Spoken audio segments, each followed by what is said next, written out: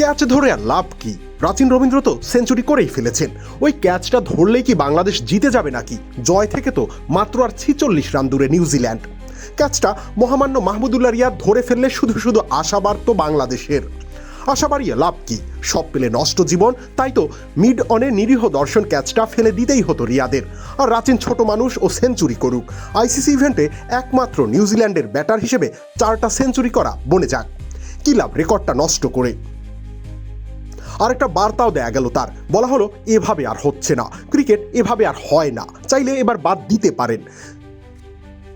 সবজি খেয়ে মনে বাজে তালি, কি মিশিয়েছো পুরো বাটি খালি? রাঁধুনি স্বাদ মিশালি, রাঁধুনি স্বাদ মিশালি, স্বাদ হবে দুর্দান্ত। রিয়াদের না হয় বয়স হয়েছে, তার ক্যাচ ধরলেই কি আর না ধরলেই কি, কিন্তু ক্যাচ ফেলতে মিরাজও তো পটু। এবার রাচিন রবীন্দ্র। মিরাজ ছেড়ে দিলেন, বঞ্চিত করলেন নাহিদ রানাকে। নাহিদ রানার এত উইকেট পেয়ে লাভ কি?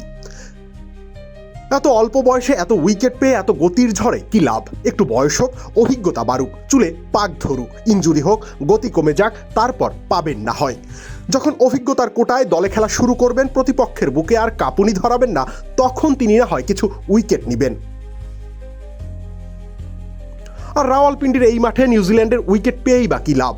বাংলাদেশের লক্ষ্য কি আর এই চ্যাম্পিয়ন্স ট্রফি নাকি? একটা চ্যাম্পিয়ন্স ট্রফির সেমিফাইনাল খেলা তো হয়েই গেছে, আবারও না হয় কয়েক যুগ পরে খেলা যাবে।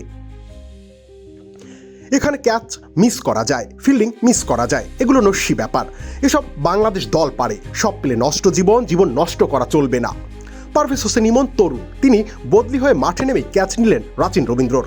অনেক উঁচুতে ওঠা বল লুফে নিলেন।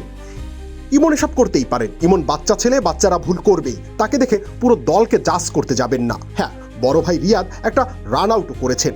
ইচ্ছে করে করেছেন কি? লেগে গেছে? হয়ে গেছে? হয়তো, কিন্তু জয় তো আর হঠাৎ করে হয়ে যায় না। রবিউল ইসলাম রনি, খেলা ৭১।